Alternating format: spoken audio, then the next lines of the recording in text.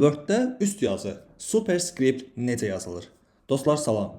Bugünkü dərsimizdə biz Word proqramında üst yazını 3 metodla necə yazacağımızı öyrənəcəyik. Elə isə başlayaq.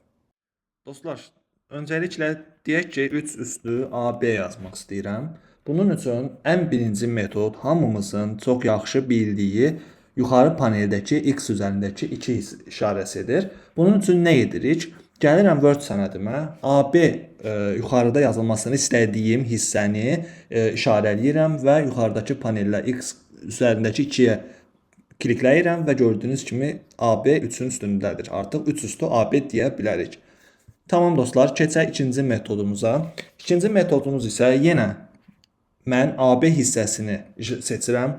Ondan sonra sağ klikləyirəm və burada qarşımıza font pəncərəsi açılır. Fonta giriş etdikdən sonra açılan pəncərədə superscript görəcəksiniz və onu da kliklədikdən sonra OK vururam və gördüyünüz kimi 3 üstü AB.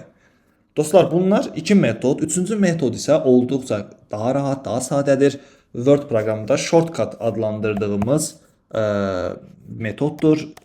3AB gəldim. AB-ni yenə seçirəm. Seçdikdən sonra Windows kompüterlərdə Ctrl, Shift və bərabər işarəsini bir anda basıram.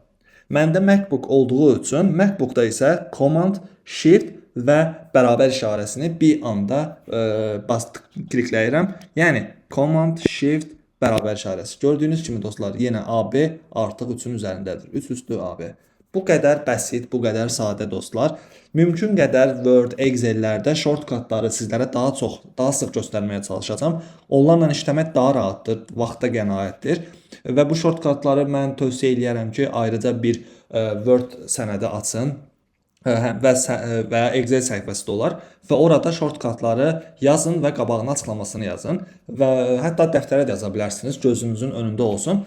Daima onlardan istifadə edərsəniz işiniz daha da asanlaşar. Bu qədər dostlar. Bir sonraki dərsimiz isə alt yazı yazmaqdır. Yəni subscript dediyimiz. Onu bu dərsdə vermək istəmədim. Video uzun olmasın, daha qısa olsun. Ona görə bir sonraki dərsimizdə artıq alt yazı ilə tanış olacağıq. Belə dostlar, videonu bəyənməyi unutmayın. Kanala abunə olmanızı xahiş edirəm. Dəstək göstərin. Növbəti dərslərdə görüşənədək.